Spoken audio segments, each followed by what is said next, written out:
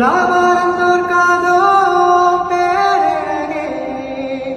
முகம் பார்த்து பேசும் உன்னை முதல் கால சிந்தும் கண்ணை அணைக்காமல் போவே